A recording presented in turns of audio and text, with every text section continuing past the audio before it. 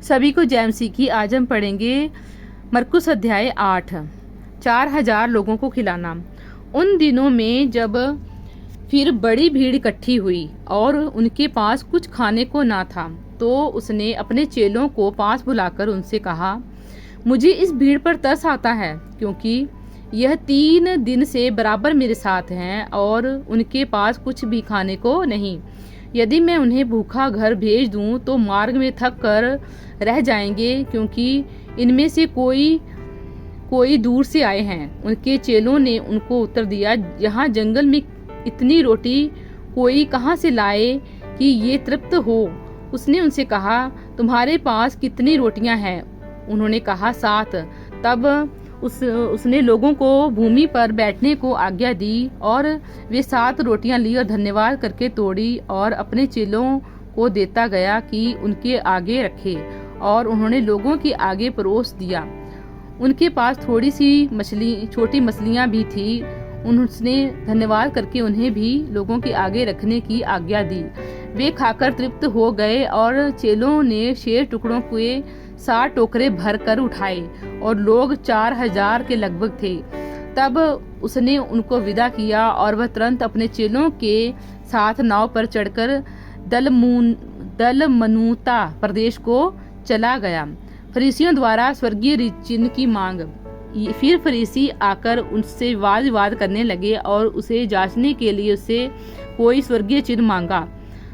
उसने अपनी आत्मा में आह भरकर कहा, इस समय के लोग क्यों चिन्ह ढूंढते हैं? मैं तुमसे सच कहता हूँ कि इस समय के लोगों को कोई चिन्ह नहीं दिया जाएगा। वह उन्हें छोड़कर फिर नाव पर चढ़ गया और पार चला गया। फरीसियों और हेरोदेस का खमीर। चेले रोटी लेना भूल गए और राव पर उनके पास एक ही रोटी थी। उसने उन्हें चिताया, देखो, फरीसियों के खमीर और हेरोदेस के खमीर से चौकस रहो।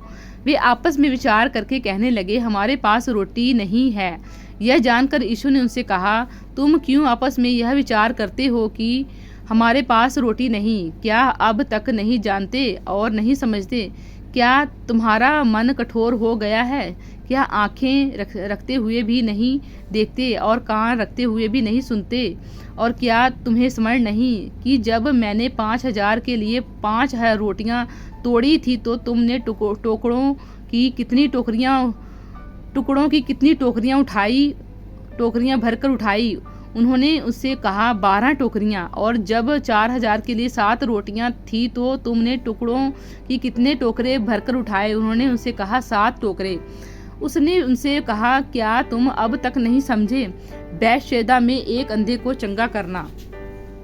वे बैतसैदा में आए और लोग एक अंधे को उसके पास ले आए और उससे विनती की कि उसको छुए। वह उस अंधे का हाथ पकड़कर उसे गांव के पास ले गया और उसकी आंखों में थूक कर उस पर हाथ रखे और उससे पूछा, क्या तू कुछ देखता है? उसने आंख उठाकर कहा, मैं मनुष्यों को देखता हूँ, वे मुझे चलते हुए पेड़ों जैसे दिखाई देते हैं। तब उसने दोबारा उसकी आंखों पर हाथ रखे और अंधे से ध्यान से देखा। वह चंगा हो गया और सब कुछ साफ साफ देखने लगा। उसने उनसे यह कहकर घर भेजा, इस गांव के भीतर पांव भी ना रखना। पतरस का यीशु को मसीह स्वीकार करना। यीशु और उसके चेले कैसरिया फिलिप्पी के गांव में चले गए। मार्ग में उसने अपने चेलों से पूछा, लोग मुझे क्या कहते हैं? उन्होंने उत्तर दिया, यूहन्ना बपतिस्मा देने वाला, पर कोई एलिया और कोई भविष्यवक्ताओं का में से एक भी कहते हैं। उसने उनसे पूछा, परंतु तुम मुझे क्या कहते हो? पतरस ने उसको उत्तर दिया, तू मसीह है। तब उसने उन्हें चिताकर कहा कि मेरे विषय में यह किसी से ना कहना। अपनी मृत्यु के विषय यीशु की भविष्यवाणी। तब वह उन्हें सिखाने लगा कि मनुष्य के पुत्र के लिए अवश्य है कि वह बहुत दुख उठाए और पुरनियों और प्रधान याचक और शास्त्रियों से तुच्छ समझकर मार डालें और वह 3 दिन के बाद जी उठे। उसने यह बात उनसे साफ साफ कह दी। इस पर पतरस उसे अलग ले जाकर झिड़कने लगा, परंतु उसने फिर कर अपने चेलों की ओर देखा और पतरस को झिड़क कर कहा, हे शैतान, मेरे सामने से दूर हो, क्योंकि तू परमेश्वर की बातों पर नहीं परंतु मनुष्यों की बातों पर मन लगाता है। यीशु के विषय चलने का अर्थ। उसने भीड़ को अपने चेलों समेत पास बुलाकर उनसे कहा, जो कोई मेरे पीछे आना चाहे वह अपने आप से इनकार करे और अपना क्रूस उठाकर मेरे पीछे हो ले, क्योंकि जो कोई अपना प्राण बचाना चाहे वह उसे खोएगा, पर जो कोई मेरे और सुसमाचार के लिए अपना प्राण खोएगा वह उसे बचाएगा। यदि मनुष्य सारे जगत को प्राप्त करे और अपने प्राण की हानि उठाए तो उसे क्या लाभ होगा? मनुष्य अपने प्राण के बदले क्या देगा?